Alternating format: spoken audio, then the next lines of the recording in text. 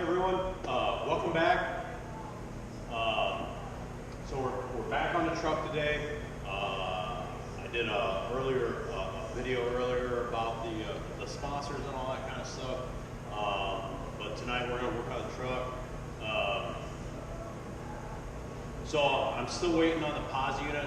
I posted another video. I drove the truck. Truck runs great. Handles good, rides good. I'm really happy. I'm still working on a shock issue with Suspension Specialties. We actually put the factory shocks back on it for this test drive, but there's no vibrations in the driveline. It's smooth, a little choppy, but that's to be expected with springs that are this long. Everything's great. I'm really happy. So the next thing is to put the POSI unit in this truck. But I haven't got the parts yet, so the parts are on order. So we're kind of stuck. What do we do next? So I'm going to start working on the interior of this truck. Factory bench seat, lap harnesses. If you're running, 450, 500 horsepower, whatever it's going to do on the dyno, who knows? But when you're running that kind of horsepower, you really don't want the capability of going around a corner or sliding from one side of the truck to the other. So I want to put a set of bucket seats in this truck. I wanted to keep it factory. I wanted to buy a set of factory bucket seats and a console. That was an option in this truck. I have not been able to find a set that are reasonable. I mean, you're looking at $2,000 for seats and a console, and then you have to restore them. I didn't want to go that route. I've got plenty of other stuff to spend the money on. So a year or so ago, a guy stopped by the shop here and he says, "Hey, I got some racing seats I want to sell you." And I'm like, what the hell am I ever going to do with set up racing seats? And he's like, $100. I'm like, well, shit. So I gave him $100 for 2 racing seats. I went to, one of the aftermarket companies. I forget what it is now, and that's really bad for this type of videos. But and I got an aftermarket console.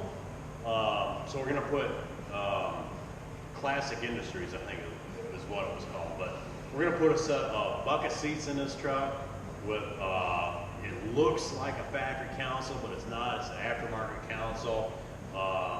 I've got an old set of Simpson harnesses upstairs that I think we're gonna throw in it. That'll keep us locked in.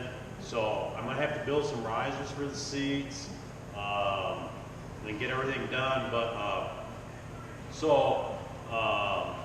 I'll show you what we got. So there's the old truck. There's what we're working with. We're working with a bench seat, tilt steering, power steering, but no power brakes, as I mentioned earlier.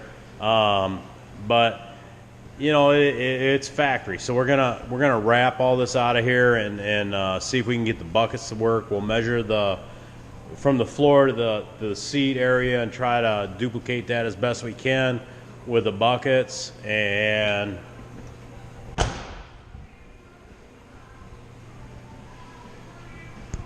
these are the buckets we're going to put in it. 3R Racing. I've never heard of them. Don't know anything about them. I know they make a cool seat. I also paid $100 for the seat, so I'm pretty damn happy about that.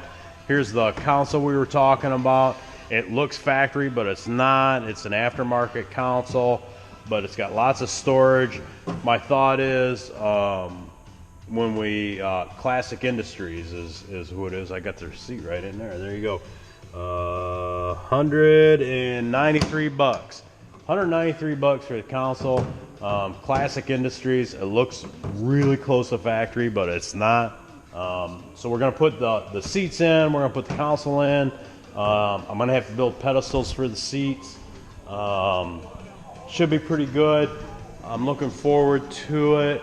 We'll do that while we're waiting on the suspension to come in. Again, we're trying to keep all this short and sweet. I hope I'm not boring you guys.